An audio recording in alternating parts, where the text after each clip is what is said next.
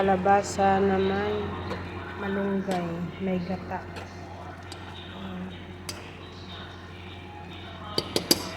Lagay na natin ang malunggay.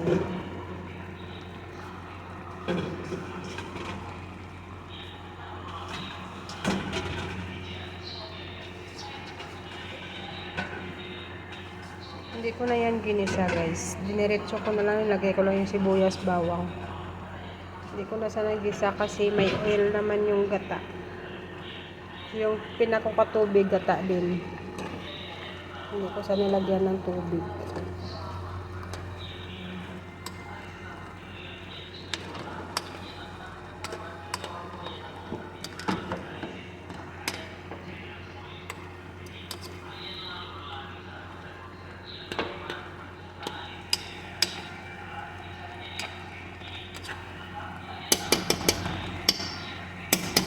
Yan.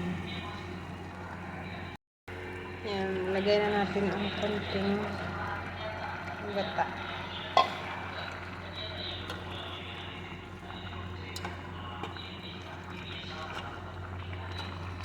Yan.